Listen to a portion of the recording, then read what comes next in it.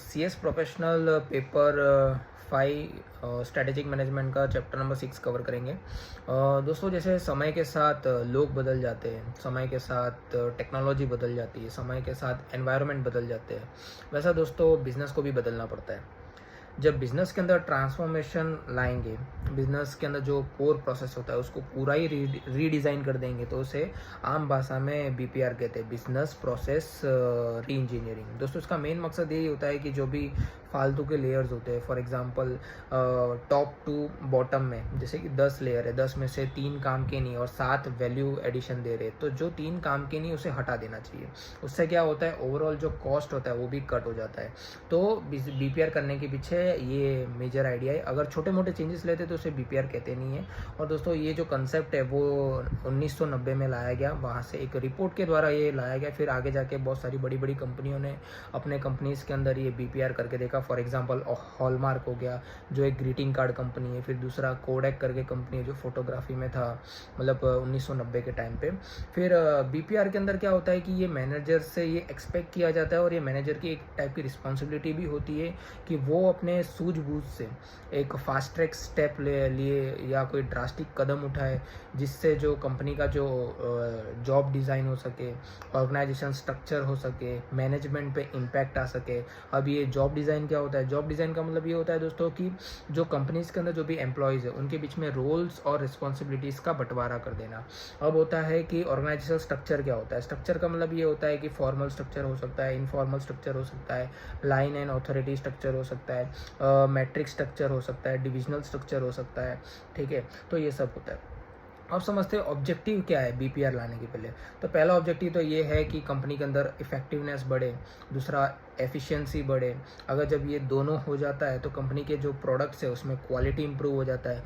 जब इफेक्टिवनेस आ गया, इफ़िशियंसी आ गई, जब प्रोडक्ट के अंदर क्वालिटी आ गई, तो इवेंचुअली कॉस्ट कटिंग भी हो जाता है। फिर जब इतना सब कुछ हो ही रहा है तो बिज़नेस जो है वो आसानी से ग्रोथ भी कर लेता है और आसानी से एक्सपांशन भी कर लेता है। और जितना भी प्लानिंग कर लो, कितना भी BPR कर लो कि फ्यूचर इज़ अनसर्टेन, तो फ्यूचर अनसर्टेन है तो उसके लिए BPR करने से अपने अपने को फ्लेक्सिबिलिटी भी मिल जाती है।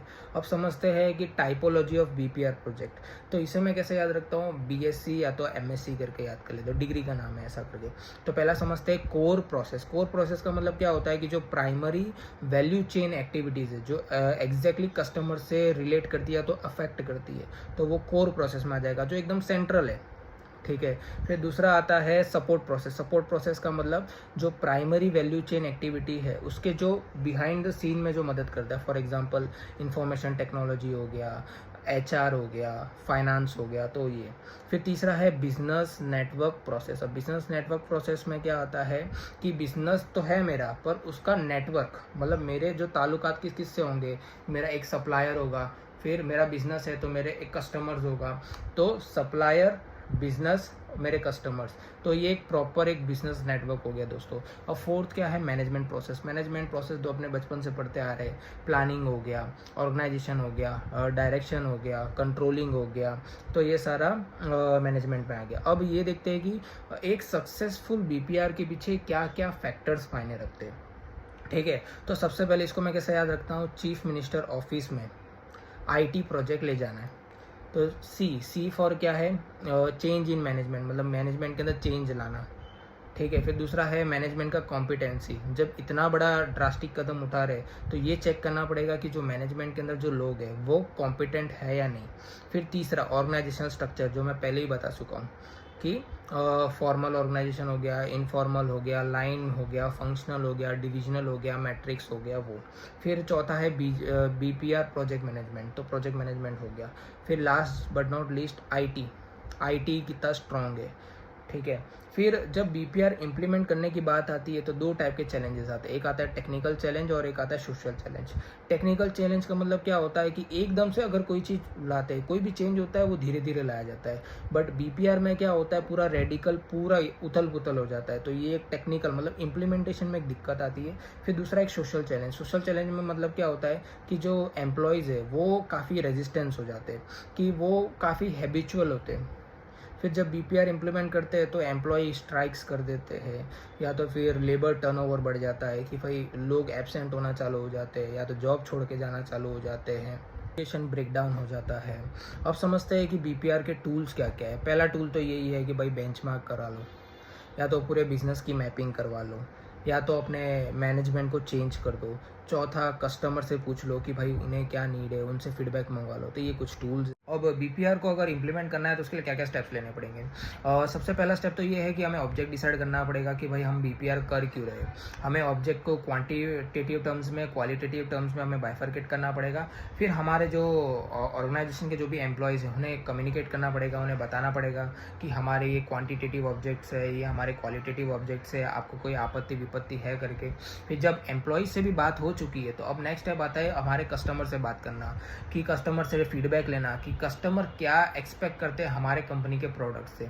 फिर नेक्स्ट स्टेप आता है कि एनालाइज करना कि अभी एग्जिस्टिंग प्रोसेस क्या चल रही कंपनीज के अंदर। फिर जो भी लूप होल्स मिलता है, फॉर एग्जांपल स्वॉट एनालिसिस करके, स्ट्रेंथ हो गया, वीकनेस हो गया, अपॉर्चुनिटीज़ हो गया, थ्रेट्स हो गया, उससे जो भी पता चलता है फिर उससे हम क्या करेंगे, एक रीडिज़ाइन प्लान डेवलप करेंगे।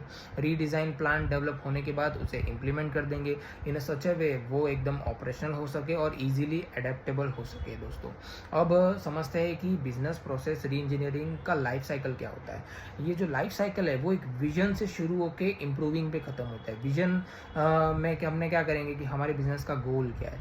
अब विजन कर लिया, इसके बाद हम आइडेंटिफाई करेंगे। आइडेंटिफाई क्या करेंगे कि किस प्रोसेस को हमें रीडिज़ाइन करना है। अब ये भी आइडेंटिफाई भी कर लिया। अब तीसरा आता है एनालाइज करना। एनालाइज करना मतलब क्या है कि इसके अंदर कमी क्या क्या है करके। जैसे एनालाइज हो गया, इसके बाद हमें उस चीज़ के लिए रीडिज़ाइन करेंगे।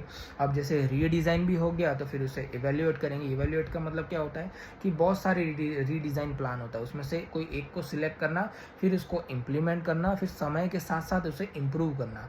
तो ये एक बीपीआर की लाइफ साइकिल है दोस्तों। उसमें से जो स्टार्टिंग था विजन और आइडेंटिफाइंग, ये पूरे एंटरप्राइज में लगता है। और उसके बाद का जो भी है, फॉर एग्जांपल एनालाइजिंग से इम्प्रूविंग तक, वो एक प्रोसेस स्पेसिफिक होता है। तो ये था बीपीआर का कंसेप्ट। आई होप आप लोगों को समझ आएगा।